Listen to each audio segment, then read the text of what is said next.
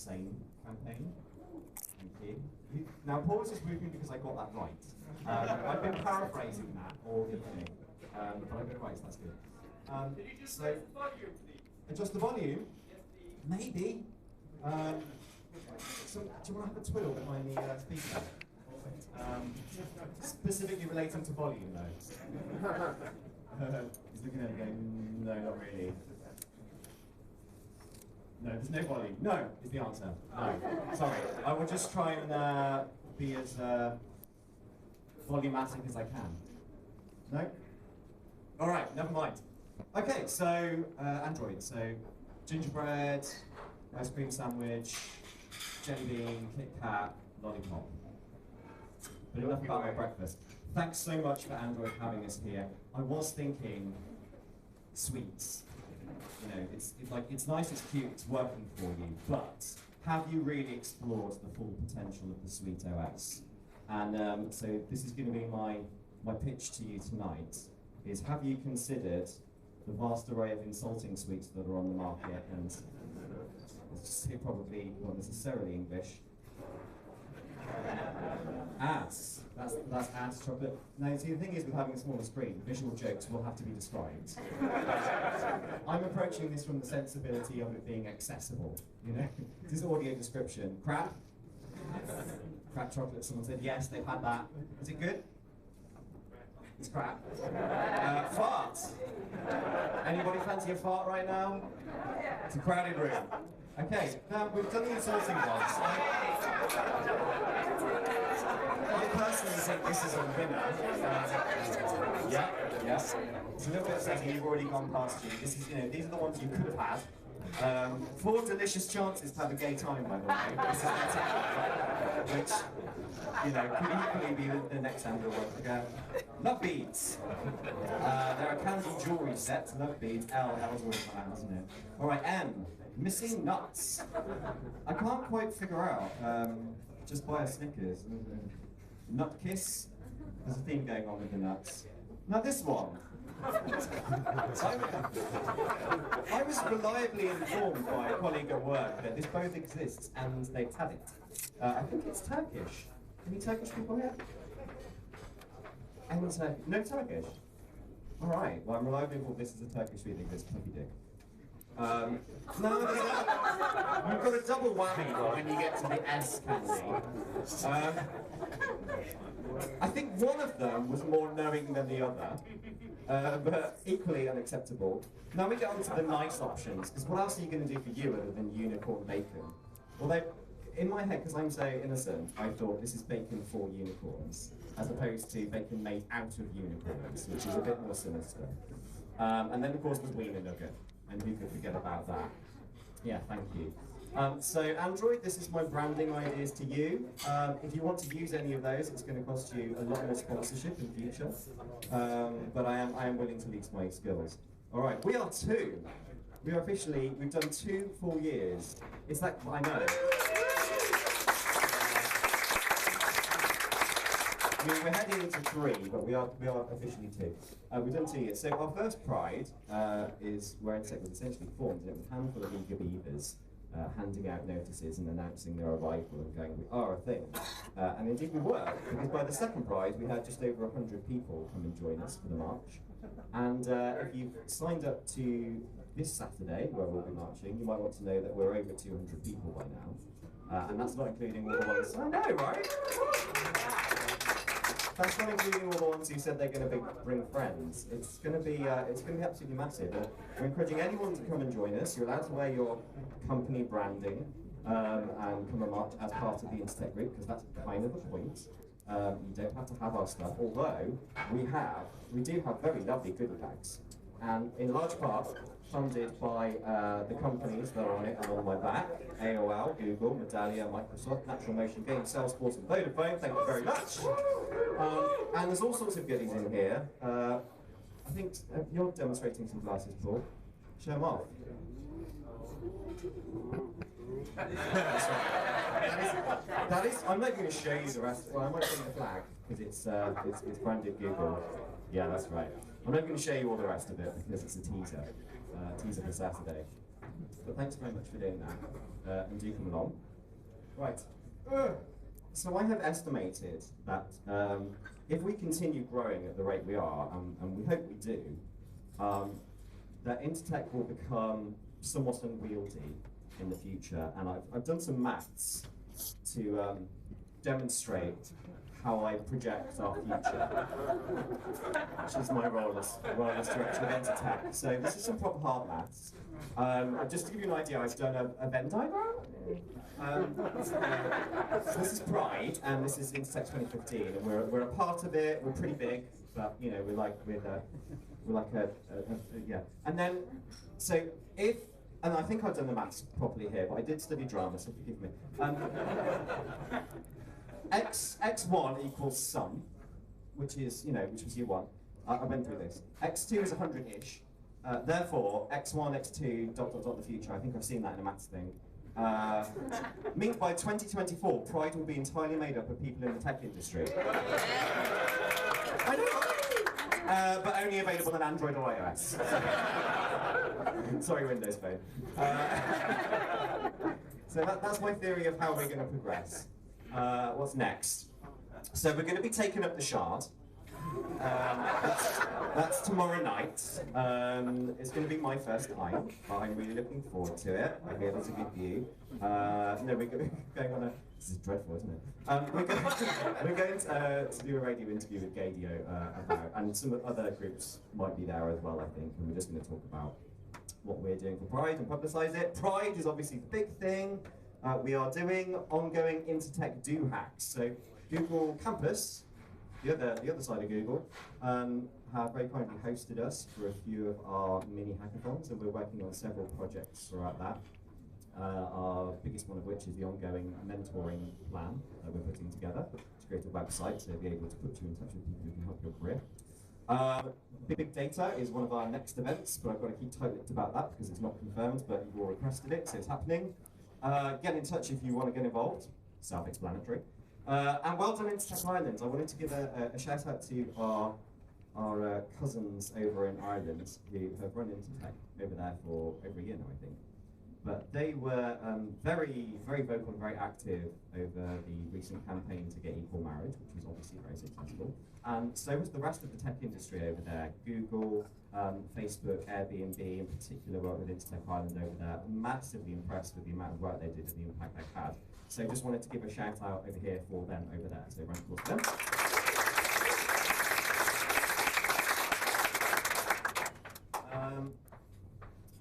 So I wanted to kick off the conversation about Pride with talking about the reactions I've had to it over the past few weeks, actually.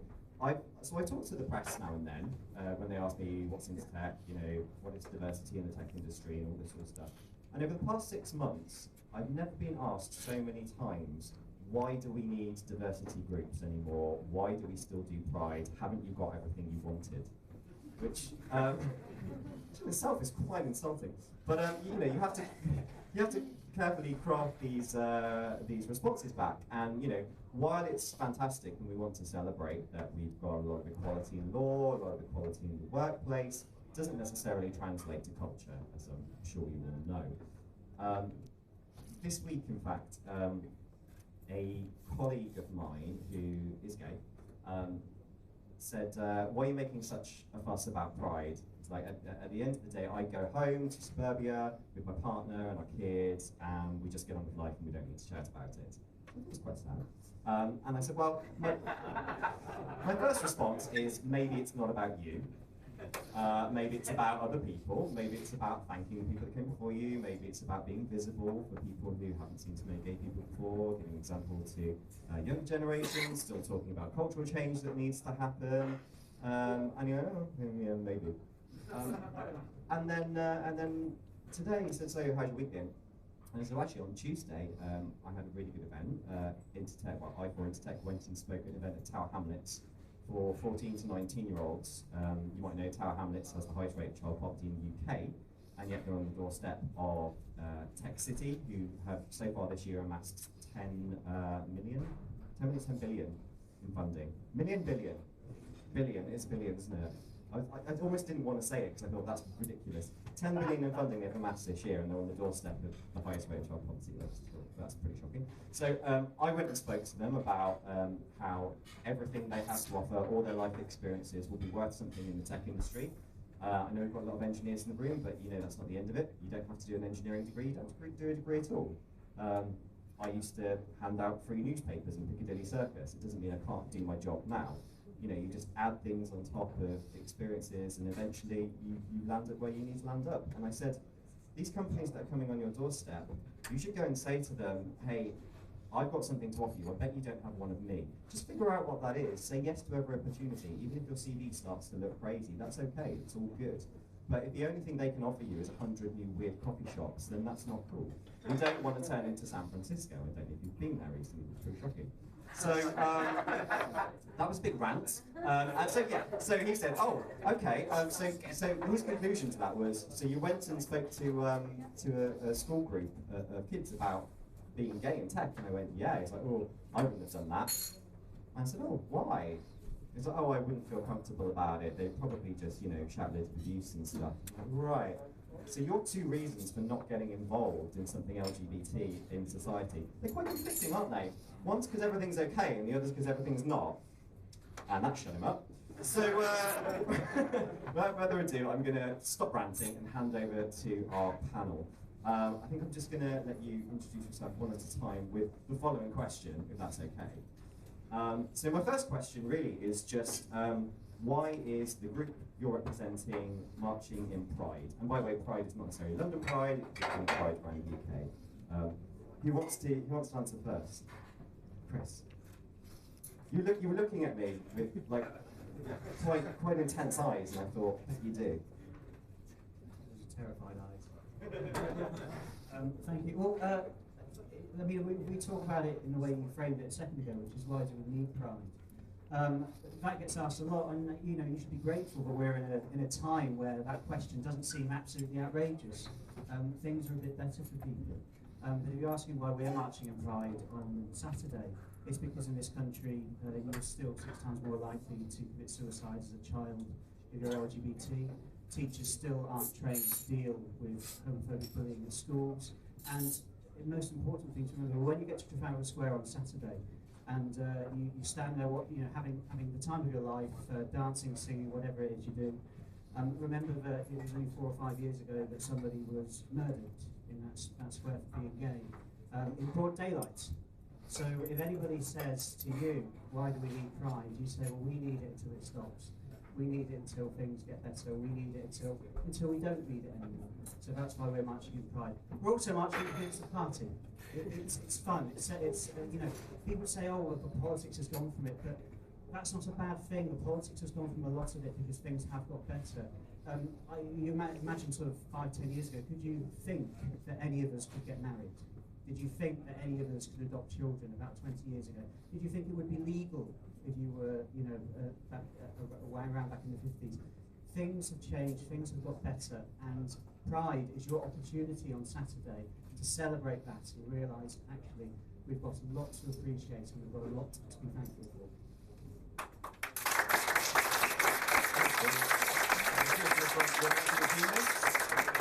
You're marching with LGBT humanists this year. I'm going to let them do some introductions, and then I'm throwing it out as a free-for-all. If you want to join in and ask questions or comment or have any opinions, I'm totally up for that. I'm going to run around Jeremy Kyle style.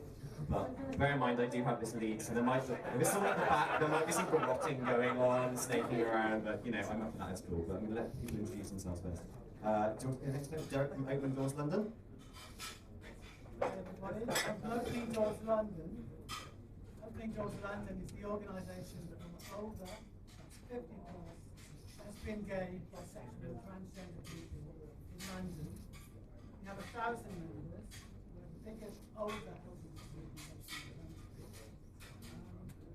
And we're marching because while we may be an extraordinary part of the history that's led to this, we are still here. We are still here, we are alive, and we are kicking.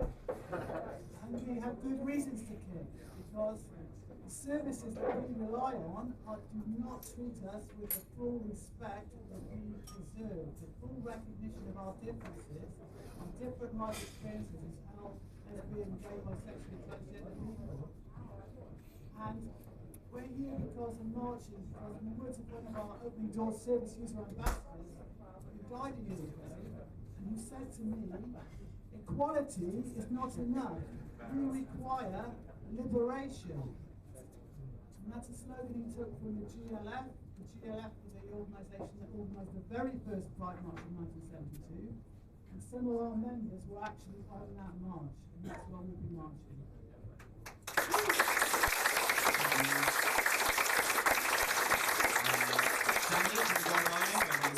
Turn next. Embrace the microphone, by the way, otherwise you're going to get heckled. Hi everyone, my name is Danny, I'm from Girl Guiding. We're not marching in London Pride, but we marched for the first time in Brighton Pride last year, which was a huge thing for us as an organisation. We have over 500,000 girls and young women who are part of our organisation. And for us, you know, we have suffered from a bit of a perception issue. We still do in that respect. So for us, it was really important to say, actually, we are an inclusive and diverse organisation. Let's, you know, maybe do a bit of shouting about that and show the world that actually we are open to everyone, girls, young women, and volunteers. Doesn't matter if your race, nationality, sexuality, that actually we're open to everybody.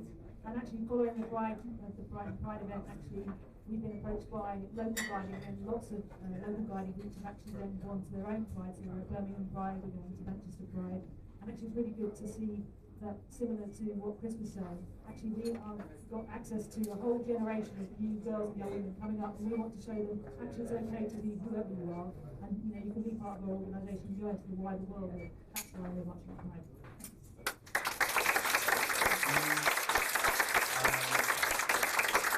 You've got the corporate job. Android, why are you marching? You just have to read the YouTube comments, you just have to read Facebook comments, Twitter comments, and you can see there's still a lot to do. I've worked on any number of coming out videos with partners. I was lucky enough to work with Tom Daly when he did his coming out video. And if you went onto Twitter, you would have seen a hell of a lot of abuse. We did the analysis, and there's probably about 50% of comments on Twitter were actually negative. So although it was glorious and sensational, and the main press picked it up extremely well, there's still the stuff behind it which we still need to really work on. And ultimately, why are we marching in London Pride? Why are we marching in San Francisco Pride? Why do we do it in Tel Aviv? Why do we do it in all of our offices where we can help?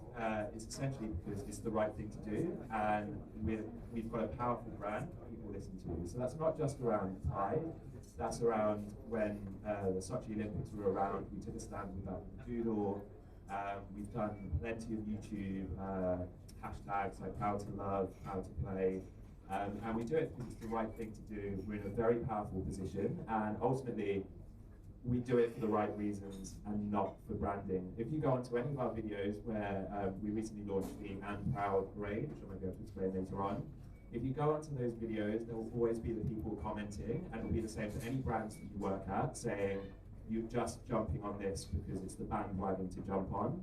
And it's a really frustrating thing from the inside to know that we've got a massively strong gay-blue group within the company, and we do everything because we know it's the right thing to do, because we see the comments, we see the things that are going around in society, we know it's the right thing to do.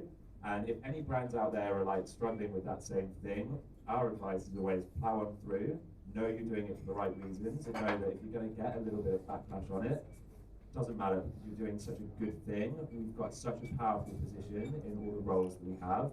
Celebrate it, get involved with it, embrace it, and you know, it's the right thing to do. That's why we do it.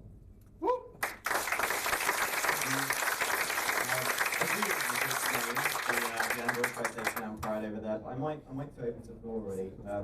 Is there anyone who has like a really interesting reason why they're marching in Pride, or a good story about why they are, or a company that they maybe didn't expect was going to be there, or anything they want to say already? Yep. I'd just like to say that I'm going to be joining Opening Doors. I joined Opening Doors 3 years ago, and just as Derek has mentioned earlier, we have members right up until their 80s, and I think we even probably got a few members into their early 90s.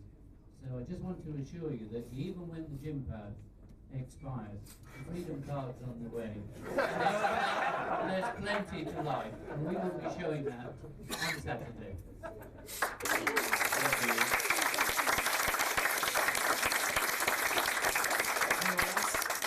Want to share why they're marching in Pride? Oh, yeah, over there. Okay. Let's see. Is this gonna? Yeah, it's gonna pull someone off their chair in a minute. Come forward. Come forward. Come forward. Here we go. It's partly a question. I was thinking that. Oh, yeah. So I haven't got microphone skills. Need to do more karaoke. I think one of the things that I think is important for London Pride is we have in this country won a lot of rights, but a lot of places in the world that haven't. How important do you, especially the panel, I guess, how important do you think it is for London Pride to promote those rights in other countries that we've won? Okay. A very good question, which is notable, is what is our, I suppose, what is our impact from attending London Pride globally, and also if you have anything personal to add to that. Does anyone want to take this? Yep, go on. So I was lucky enough last year when India was changing its constitution to make any sexual acts between the same sexes illegal. We took it upon ourselves to say, right, we've got a big office, we've got a few big offices out in India, and we've got I think 10,000 people in India, and we've got 2 open galas in all of our offices. And those 2 galas were pretty isolated at that point when they were being told, your life is now illegal. So globally, we got together and we sent 50 galas from the US, from across Europe, from right across the globe, and 50 of us went across and just spent a week in the office talking to people in the office and saying, right, you work for Google, and this is the sort of culture that is important to us, and if you're going to work at a company with that culture, it's important that you support everyone involved. And we'll never know what the impact was on that. We'll never know what impact it had on any other individuals. But we thought it was super important to go and support our colleagues out in areas where it is more difficult. When we did the Sochi Olympic, when we changed the doodle, that was a political nightmare. But from an internal perspective, not just an external political perspective, because the people at the sales teams in Russia, it's a really difficult situation for them because people were told, don't work with Google, because we basically just slated their culture. So their sales teams were really finding it tough from that point. So we were having to weigh up, right, do we put rights and LGBT rights above our sales and above effectively their livelihoods, because their livelihoods are based on those sales. So it's a really difficult situation that global companies do find themselves in, and it is politically difficult. Luckily at Google, we're in a position where Larry, right at the top, said, I want to do this, Google. The day before it went live, he said, I want to do this. I don't care what the PRs guys are saying, we're doing it. So it does take leadership, but that leadership, do it because there's a backing below of this organization of gablers that get together and say, right, this is the right thing to do. It's important. We're glorious out in London. It's glorious in Mountain View. It's glorious out in San Francisco. It's not glorious in Russia. It's not glorious in India. But like I mentioned before, we're in such a powerful position, it would almost be offensive if we didn't take advantage of that position. So we're more than happy to get involved with that, and that's another reason why we're marching with Pride. But I mean, the question is worthy of an applause, like in itself, because it's so important that we help where it is more difficult to be LGBT.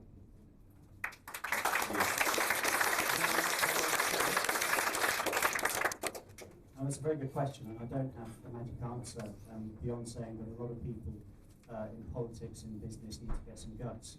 If you think that our head of state is also the head of the Commonwealth, and travelling within Europe is wonderful, but if you were to go with your partner to 41 of those Commonwealth states, 41 of the 52, you are committing a crime simply for being gay, and roughly half of them you'll be put in prison simply for being gay, and 2 of them you'll be put to death simply for being gay.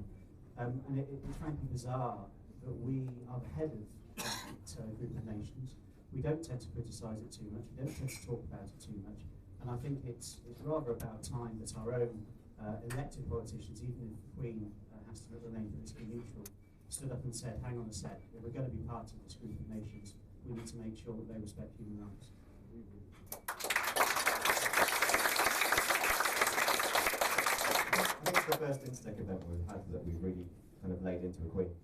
And as a game, Just to say, it's very much one world now. I mean, what happens in London, which is a great world city, is seen everywhere. So what we do, the numbers that turn up, the atmosphere we create is going to be seen and known everywhere.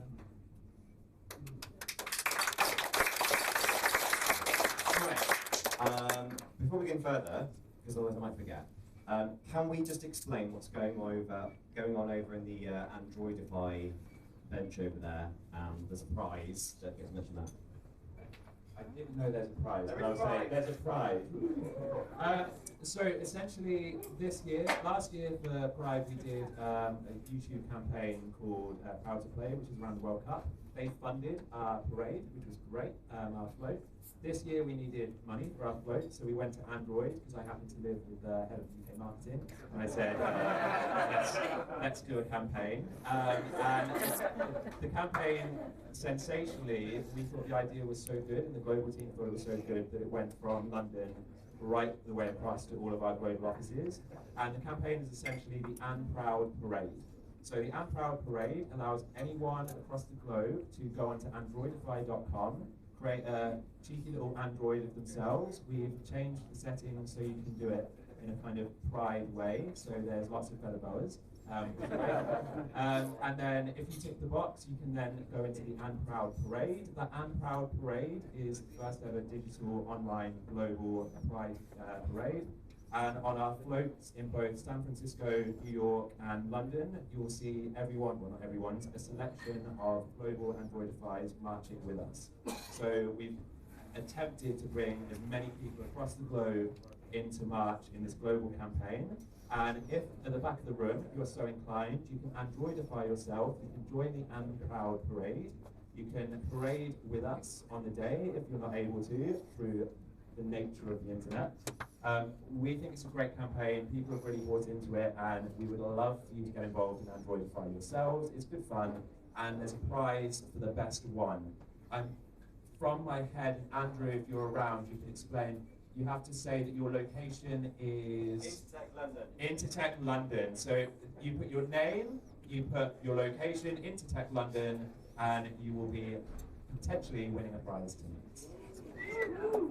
What's the prize? I know. Mine's pretty good, I might win, just so you know. And that's allowed. Okay. I want to talk actually about the Android campaign of Be Together, Not the Same. And I'm not going to come to you yet. So I think it's a really good match for Pride, and it made me think about it in the context of Pride. And I think when it comes to diversity and inclusion, you really evoke change by strength in numbers. You have to come together as a group, even though you're not all the same, and sort of stand up for a cause. So I think maybe I'll throw this at you, Danny. Like, how do you go about bringing people from different backgrounds and different experiences together and showing them that as a team they can work better? In our organisation? That's a big question. So, in our organisation, I'd say historically we've kind of grown up in areas where there's already been something around the community, and in lots of areas that's maybe around a community centre or a church. Historically, that means that therefore we've grown in those areas, but actually we're realising as an organisation and as a country we're diversifying. So to respond to that, we're really kind of actually have a programme called Growing Guiding, which actually the main focus of that is to diversify our organisation. So actually we have development workers who go out in harder to reach communities, whether that's rural communities or kind of LGBT communities or kind of faith-based communities, to try and actually bring Girl Guiding into those people and kind of say, actually, we want to diversify our organisation so actually it's more beneficial to everyone, so you can see different cultures and different experiences and have those all together within the kind of guidance of our organisation, what we bring girls and young women. So I guess that's how we're actively doing it as an organisation. We're also kind of open to all and inclusive, and taking things like the God wording out of our promise, for example, is another way of saying actually we are open to all, so we're not going to put any barriers in. So we're really aware of that, and that's how we're kind of a couple of examples of how we're trying to do it. By the way, I know it's quite warm. And you're all doing very well. And we won't prolong this too far because of the heat. But anyway, does anyone, before we go back to the panelists, does anyone have their own thoughts on about the campaign and Be Together, Not the Same, diversity and inclusion? Otherwise I will pick on one of the people sitting in the stalls. Yeah, Michael does. Come on over. Only this one. You don't have to go at the front, just as far as my lead stretches. How do you make sure that this campaign reaches kids? So, in school, who aren't quite the catchment audience for something like Pride. So they probably won't have the confidence to be in it, they probably won't see it reported. So how do you reach young people? Because that's obviously where intolerance and homophobia usually begins. All right. How do you reach kids with the campaign? I think we'll come to that once we've gone to the other panelists, actually. Have you, either of you two, got something to say about Be Together, Not the Same? Yeah. I just thought, when I heard it, I thought it's an excellent slogan, it's an excellent statement. But what it made me think was, it's another reason why it's such a good statement, is it's almost like a very brief summary of about the last 30 or 40 years of really hardcore, hard effort, political work by people to assert that and make that a reality in the culture and in the lives of the country. To be together, as you say, it's something. It sums up diversity politics for me, and that's something that people have been working away. A lot of our members have been working away for a very long time. And it's great that it has such a kind of mainstream and instantly recognisable and instantly appealing nature as Chris, okay, all right. in which case, I'll go back to Dan and say, so I suppose the question should be, is this aimed towards young people as well, and is there a separate strategy for that? I mean, it's a mobile campaign, and the youth are on mobile, so it is very much directed towards the youth forward generation as well. You'll be surprised, it actually took a little bit of work getting this through PR, because we were slightly concerned that Be Together, Not the Same, could be conceived as against marriage equality. It was raised internally that Be Together, Not the Same is be together as a couple, but not as the same sex, which the internal politics, but you just don't know what the negative games after the homophobic press are going to throw at you.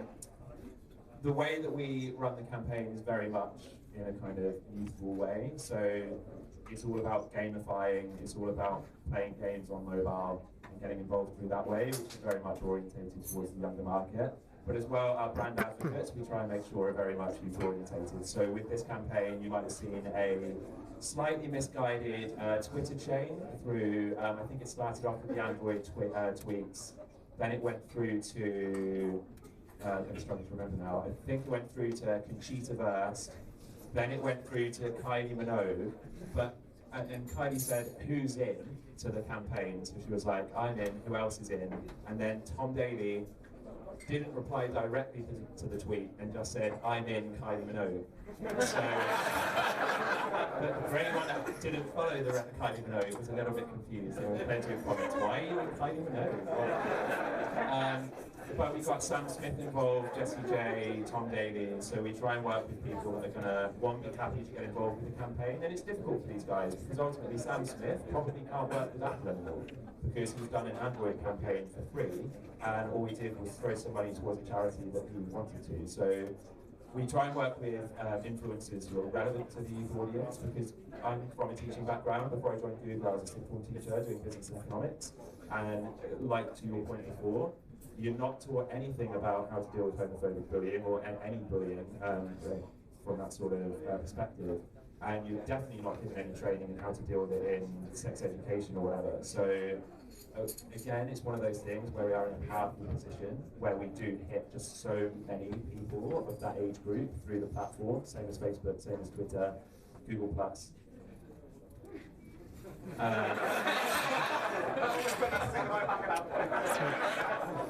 really thought that was the last joke. Thank you, lovely. So one last question I'll throw at the crowd, because I think that's what we can cope with. So I just wanted to, because the theme for Pride this year is Pride Heroes, I wonder if anyone had any good suggestions for their Pride Heroes that they wanted to throw at us. You can have a think, and you can have a think. Have you got one? Let's go down this way. I've got one too, but let's go this way. I think it's the real heroes, the people who are marching on Saturday, who were marching in 1972. That's the people I would have been heroes.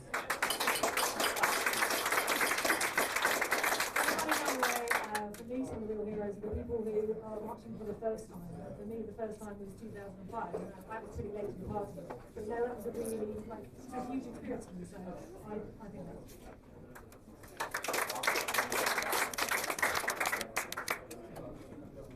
Yeah, mine is people as well. A lot of us are in volunteer organisations, so we rely on people giving at their time, whether that's a small amount of time in an evening, or whether they work part-time so they can support the organisation a lot more than the rest of us. To everybody who marches, to everybody who writes letters to their MPs on equal marriage or on the gay blood ban or in Russia or anything like that, to anybody who, signing petitions gets mocked sometimes as saying slacktivism. Well, actually, it's still something, it's better than nothing.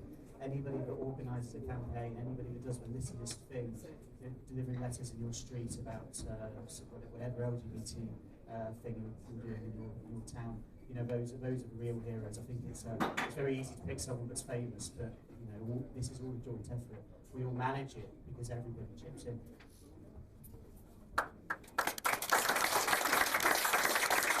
I'm going to pick someone famous just because I think it's a really good story from the last couple of days. So I worked with Robbie Rogers, the gay footballer. I hate calling him the gay footballer, but we still have to. My background before I joined Google and before I went into teaching was football, and it was hideously homophobic, and I actually ended up having to leave because I was like, I can't not be myself. But in football, I couldn't be. So Robbie to come out and kind of trailblaze across the US and across the UK and say, right, it's okay to be gay in sport, I think he's a real hero for that, because it took a lot of bravery. But the lovely story is he hasn't scored a goal over since he came out, which was nearly 2 years ago, until last night, and last night happened to be the first time ever that LA Galaxy were throwing a match in support of Pride and LGBT rights. So they designated this match as their Pride match, and Robbie Rogers, the first time he scored a goal after coming out, which I think was perfect, and I think he's a real trailblazer. I was talking to Olivia Smith about this. Olivia, if you don't know, is the chair of Intertech and my on-stage wife. She apologises and she's very sad she can't be here because she's in Glastonbury. Let me rephrase that. Olivia's in Glastonbury. We were talking about it the other night, and I'm sure if you lost his wife. And we were saying that basically our heroes are pretty much anyone under the age of 25 who's still shit. Because it seems like there's not as much incentive these days for people to get really involved in something like LGBT activism. And I understand why, and it's great, like I said at the top about having equality in so many laws and so many other things. But the challenges we face are a bit more hidden, a bit more insidious, and anyone who manages to see that at such a young age now, I think, is an absolute legend. So they're my heroes, young people who still do stuff. Anyone else got something that yeah, you again? Yeah, no. All right, go on. I'm gay of mine is Sophie Wilson, the co-designer of the first armchair. I think probably the first transsexual member of the fellow of the Royal Society. Good one. See, that's what I'm hoping for in the crowd. Like, you don't necessarily know. Anyone else? One at the back. Come on forward. And you. Let's do two at once. I mean, not at the same time. That'd be weird. But like one after the other. There we go. Yes, go ahead. My family is Muslim, and that's pretty neat. We're Middle Eastern, and yeah, it kind of blew my mind.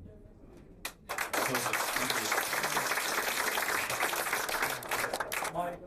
Okay. My hero, Gemma Watkins, the first openly transsexual member of the Royal Navy, who will be marching with us again.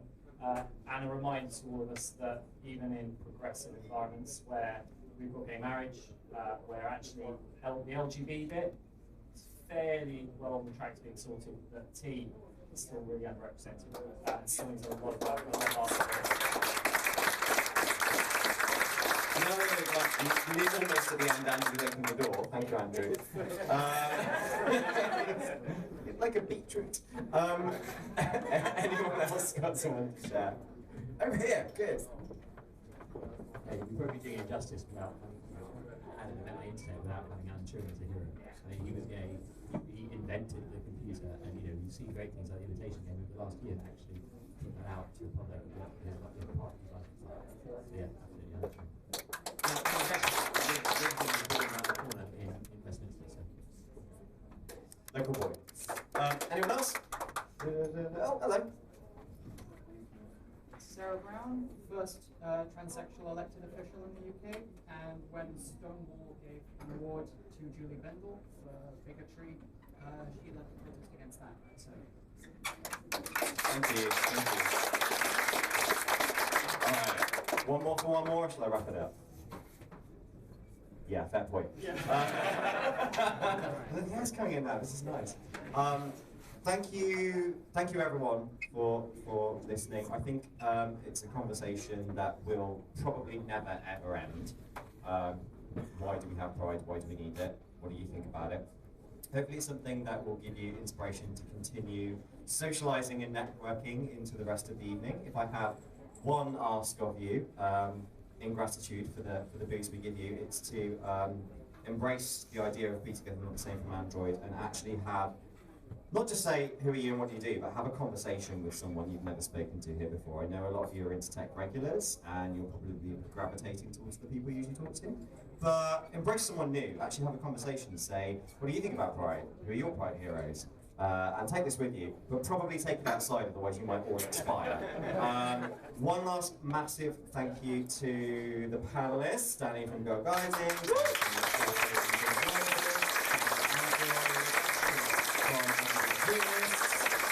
also obviously thank you to Google and Android for bringing us here tonight, and I hope that I'm seeing every single one of you on Saturday for the Pride March, either for the breakfast we're having beforehand with all our supporters, which is sold out, or for the march. We're meeting at Carousel at midday, and we're going to walk down with all of our accessories and shears looking frankly fucking awesome, and we're going to rock that.